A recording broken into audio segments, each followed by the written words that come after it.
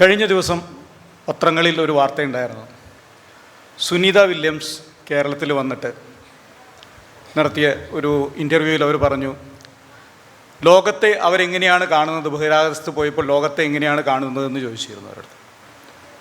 അവർ പറഞ്ഞു, ലോകമെല്ലാം ഒന്നായി ഒരു ഗോളം പോലെ, അവരുടെ ഒരു സ്പോട്ട് പോലെയാണ് അവർക്ക് ഫീൽ ചെയ്തത്. അപ്പോൾ അതിനെക്കുറിച്ച് പത്രങ്ങളിൽ വളരെയധികം എഴുതിയിട്ടുണ്ടായിരുന്നു. പക്ഷേ അന്നും ആ ഇത് വായിച്ചപ്പോൾ എനിക്ക് ഒരു കാര്യം എന്നെ വല്ലാതെ ഒരു ചോദ്യം എൻ്റെ മനസ്സിൽ വന്നിരുന്നു. അപ്പോൾ ഈ നേഷൻ എന്ന് പറയുന്നത് എന്താണ്? അതിനുള്ള മറുപടി ഇവിടെ കുറച്ച് നേരത്തെ ഹരികുമാർ സാറ് പറഞ്ഞിരുന്നു. ഒരു കൊടിക്കൂറയുടെ കീഴിൽ അണിനിരക്കുമ്പോൾ അവിടെ ഉണ്ടാകുന്നൊരു വികാരം, ആ വികാരം മുന്നോട്ട് മാർച്ച് ചെയ്യാനും വേറൊരു പ്രൊഫഷനിലും നിങ്ങൾക്കത് കാണാൻ കഴിയില്ല. എന്ന് പറഞ്ഞാൽ നിങ്ങൾക്ക് ശമ്പളം തരുന്നത്, മുന്നോട്ട് പോകുന്നത് നിങ്ങൾക്ക് മരിക്കാൻ വേണ്ടിയിട്ടാണെന്ന് പറയുമ്പോൾ, ബാക്കി ഏത് ജോലിക്കും നിങ്ങൾക്ക് 5:30 ആകുമ്പോൾ പറയാം എൻ്റെ സമയം കഴിഞ്ഞ് എനിക്ക് പോകാമെന്ന് പറയാം, അല്ലെങ്കിൽ എനിക്ക് മറ്റൊരു ഇത് പറയാം. പക്ഷേ ഈ ജോലിയിൽ ഈ ഓഫീസേഴ്സിനും ഇവരുടെയും മുന്നോട്ട് പോയി മരിക്കാൻ വേണ്ടി തന്നെയാണ് പോകുന്നത്. അത് ഈ കൊടിക്കൂറയുടെ താഴെ നിൽക്കുമ്പോൾ കിട്ടുന്നൊരു വികാരം തന്നെയാണ്. അതാണ് ഒരു നേഷൻ എന്ന് പറയുന്നത്. ആ നേഷൻ എന്ന് പറയുന്നത് നമുക്ക് തരുന്നത് ഒരു സാമൂഹികമായും സാമ്പത്തികമായും അതുപോലെ തന്നെ സാംസ്കാരികമായും തരുന്നൊരു സെക്യൂരിറ്റി തന്നെയാണ്. 3500 വർഷത്തിൻ്റെ ചരിത്രം പറഞ്ഞു. 3500 വർഷത്തിൽ 300 വർഷം മാത്രമാണ് യുദ്ധമില്ലാണ്ടിരുന്നിട്ടുള്ളൂ. ഇങ്ങനെയൊരു യുദ്ധമില്ലാതെ നമുക്ക് ഒരു സമൂഹത്തിൽ ജീവിക്കണമെങ്കിൽ, അല്ലെങ്കിൽ നമുക്ക് നമ്മുടെ സമാധാനവും സെക്യൂരിറ്റിയും ഉറപ്പാക്കണമെങ്കിൽ ഇതുപോലെയുള്ള ആളുകളുടെ സാക്രിഫൈസാണ്. അവരെ നമ്മൾ ഓർക്കുന്നതാണ് ഈ നേഷൻ എന്ന് പറയുന്നതിൽ നിന്ന് പാട്രിയോട്ടിസം എന്ന് പറയുന്നതിലേക്ക് വരുന്നത്.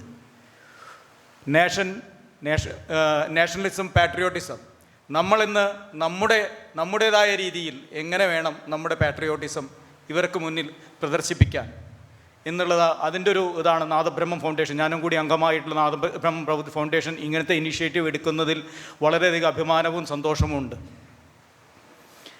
അതിനൊപ്പം തന്നെ ഒരു കാര്യം എനിക്ക്, കാരണം മറ്റൊരു രീതിയിൽ പറഞ്ഞു കഴിഞ്ഞാൽ എൻ്റെ ബാല്യം കൊച്ചി നേവൽ ബേസിലും ഒക്കെ ആയിരുന്നു. കാരണം എൻ്റെ അച്ഛൻ 2 വാറിൽ പങ്കെടുത്ത ഒരു നേവൽ ഉദ്യോഗസ്ഥനായിരുന്നു. എൻ്റെ വൈഫിൻ്റെ ബാക്ക്ഗ്രൗണ്ട് അങ്ങനെ DRDOയിൽ ആയിരുന്നു ഫാദർ. അപ്പോൾ എനിക്ക് തോന്നുന്നത് ഈ ആർമിക്കാരും ഡിഫൻസ് ഫോഴ്സസിലെ ആൾക്കാരും മക്കളെ കല്യാണം ആലോചിക്കുമ്പോൾ ഈ രീതിയിലായിരിക്കും ആലോചിക്കുന്നുണ്ടാവുക. അതുകൊണ്ടായിരിക്കാം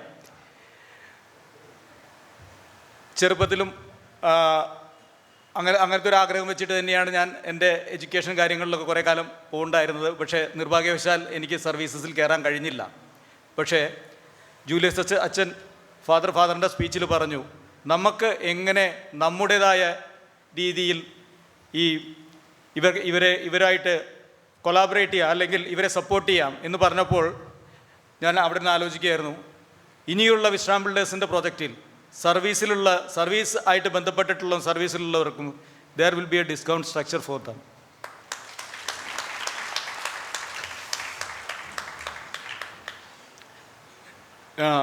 ഇവിടെ പങ്കെടുത്തിട്ടുള്ള എല്ലാ ഉദ്യോഗസ്ഥരും അവരുടെ കുടുംബാംഗങ്ങൾക്കും അതുപോലെ തന്നെ എല്ലാ സുഹൃത്തുക്കൾക്കും എൻ്റെ ആശംസകളും എല്ലാ വിജയഭാവങ്ങളും അർപ്പിച്ചുകൊണ്ട് നിർത്തുന്നു. Thank you very much.